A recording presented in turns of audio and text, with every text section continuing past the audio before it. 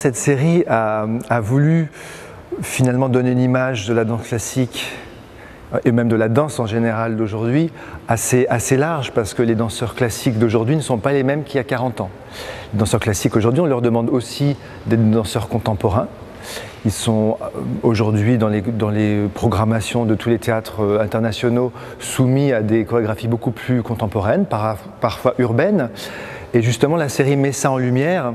Donc moi je m'occupe de cette partie un peu traditionnelle finalement, où on donne une image de l'opéra qui est un peu plus consensuelle et dans les clichés, avec une rigueur, avec une écriture chorégraphique qui est très harmonieuse, qui est très lyrique, qui est très esthétique.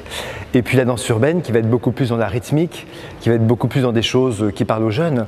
Mais je pense que ce sont des choses qui sont indissociables, parce que pour la plupart des danseurs, la danse classique est souvent un point de base important pour ensuite pouvoir évoluer dans d'autres formes de danse, parce qu'elle amène ne serait-ce qu'un centre de gravité, une verticalité, une conscience de son corps, qui ensuite sont repris dans toutes d'autres formes de disciplines.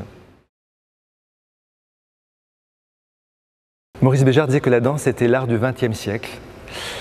Et j'ai envie de dire que c'est aussi l'art du XXIe siècle, que les formes de danse se sont énormément développées et que finalement c'est une manière de lier son intériorité et de communiquer avec le monde finalement. C'est le corps, on n'a plus besoin de la parole.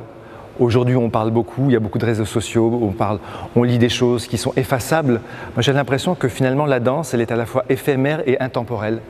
Et je pense que pour ces jeunes-là, ça peut être une source d'énergie, une source de se révéler à eux, non seulement physiquement, mais aussi d'une manière un peu spirituelle, sans le savoir.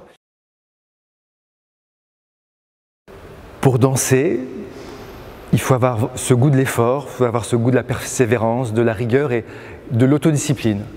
Et ça, c'est très important, parce qu'on a finalement, au-delà de ce chemin qui peut paraître semé de contraintes, une grande forme de liberté et surtout une satisfaction personnelle d'être arrivé au bout de quelque chose avec soi-même.